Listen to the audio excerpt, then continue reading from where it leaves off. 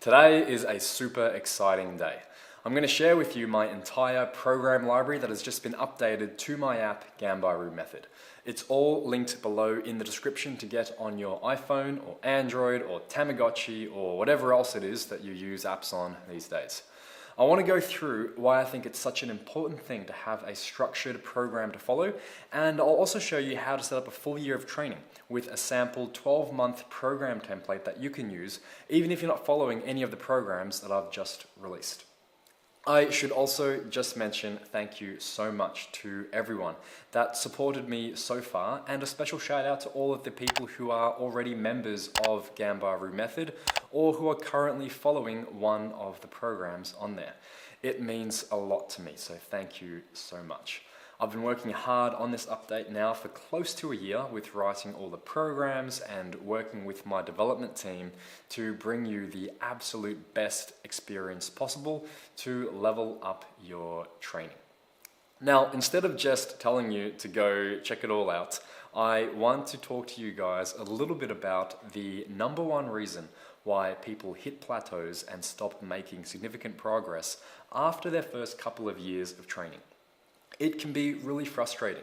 You put in all of this effort and time and dedication towards your training and your diet, yet you feel like you're not getting much of a result in return. The big factor playing into this is not having a structured plan or program to follow. It all boils down to something called the Stress Adaptation Cycle, which sounds complicated, but it's actually really simple. All you have to do is apply some sort of stress to your body, which creates a disturbance to your body, as indicated by the dip in the line. Your body then reacts by adapting to this stress by making you more resilient, as indicated by the turnaround from the bottom of the dip. The net result is we reach a new level of performance over time. Now, this applies to many things beyond muscle building, but for muscle building itself, that new level indicated is your body building bigger muscles. It's pretty simple, right? From this, there are a couple of areas that people tend to go wrong. Firstly, whether it's from not enough intensity in a set, not enough sets or volume per week, or making poor choices in exercise selection, there simply isn't enough of a stress being applied through a lot of people's training. And as a result, their body doesn't really feel like it needs to progress, so it doesn't. But the issue is you're still accumulating a lot of overall stress in your body, and you are still doing a lot of work with your training. But you're just getting very minimal, if any, result from it whatsoever. There are lots of layers to this, but I think probably the most common two faults here are following randomized workouts that you find on social media that don't have any structure or long-term focus, and failing to progress things in a program after following a program for an extended period of time. Now, the other thing that people overlook is having this sole focus on the one primary goal of, say, muscle building without thinking about how other factors will play into this goal as well. So, for example, let's take strength and muscle building. You definitely can build muscle and get stronger at the exact same time, or what would be termed more of this power building approach. Generally speaking though, if you wanted to get really strong or add a lot of muscle really quickly, you'd probably be slightly better off focusing on one goal a little bit more than the other at any one point in time.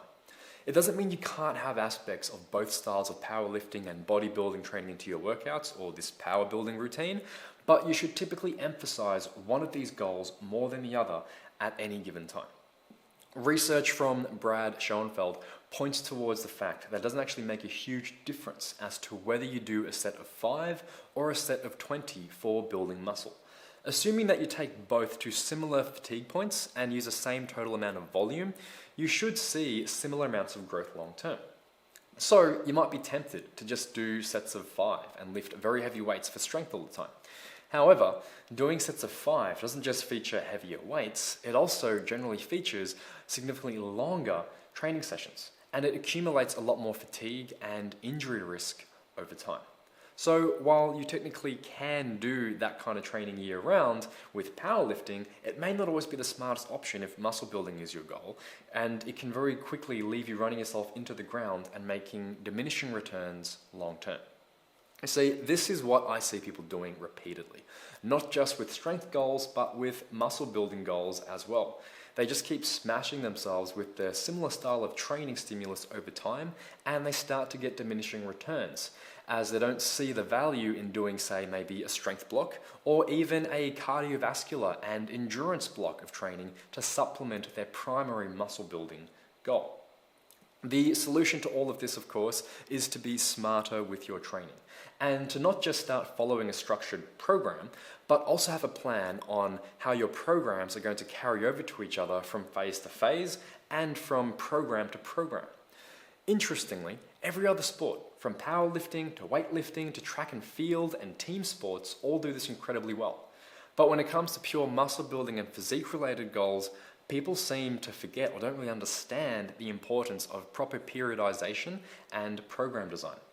And this is why in my Ganbaru Method programming library, I have over a dozen of extended 3-phase, 12-week programs of varying splits, intensities, and most importantly, stress focus points, such as strength, muscle building, conditioning, joint health, and recovery, all available to be rotated through to keep you progressing long term.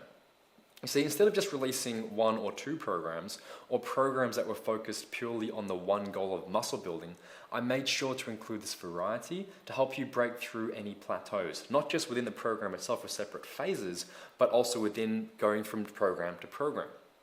You see, 2 of the biggest areas that I see people overlooking, for example, are the need for lower intensity-based cycles of training that are more focused on qualities like coordination, joint health, and recovery as a whole, and cycles of training that are more cardiovascular and endurance-based in nature. Because while these on their own might not give you a huge boost in muscle mass, they are important investments for your long-term performance and recovery through harder cycles of training.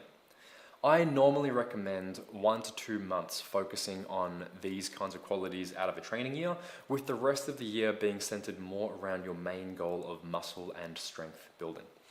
Then, when it comes to building muscle, I like to rotate between different rep ranges and intensities and failure points, from periods where I'm doing more neurally stimulating strength or powerlifting blocks that have me working predominantly in the 2 to 6 rep range with very heavy weights and staying very far away from failure points, to more muscle building blocks that have me transitioning over to moderate kind of weights, where I usually go between sets of 6 to 20 to 25 reps, and use more variety of different exercises and program techniques like supersets, giant sets, drop sets, partial reps, post-exhaustion and pre-exhaustion techniques. Because the fact is, just about everything that you see out there does have a purpose and is going to be beneficial for you at some point in time. It's not about arguing whether heavy weights or light weights are better, or calisthenics versus bodybuilding, or anything like that. It's about understanding how to organize and structure your training around where you're currently at and building it up towards where you want to be long term. So with that in mind, a typical training year for me and a 12-month template may look something like this. I like to spend the first part of a training cycle building up my aerobic fitness or cardiovascular endurance. I would specifically incorporate more cardio work out of the gym, and I'd also use high repetitions and more density-based training in the gym to focus on this endurance adaptation. I might also incorporate more of a prep or primer phase of training that has me working with slower tempos, unilateral exercises, and longer pauses in the stretch position for overall joint health and to prepare my body for the harder work to come down the road. Now, this might be anywhere from 4 to 12 weeks long, depending on how I'm going. From there, I'd transition into a higher volume muscle building phase for 2 to 3 months to hit my body from lots of different angles with many different exercises and to build a baseline with intensity. Through that, I'd have different phases where I'd gradually decrease my reps over time, and then I'd go into a strength block now that my body is well prepared to handle heavier lifts. This strength block would help prepare me to then handle higher intensities when I go back to the muscle building training to get even more out of my muscle building work long term. So after that, I'd be going right back to another high intensity muscle building phase. And from there, I have a few options. I could stay with muscle building focused training for a while and focus on picking harder and harder and harder programs and phases over time. Or I could switch between strength and muscle building focused phases and programs instead. There isn't a right or wrong with this per se, as it does vary tremendously between individuals. And of course, as I see it necessary, I may even reintroduce recovery blocks again if I find my performance or joint health or recovery is starting to lack from all the hard training I'm doing. So there you go, guys, a programming guide and a completely shameless plug for what is the most exciting app release that I've made to date. I hope you guys enjoyed this video and found it helpful and interesting. If you have any questions or further comments about anything discussed, please do drop a comment below. Thank you all for sticking around to the end to help skew that YouTube algorithm in my favor, and I'll see you all next time.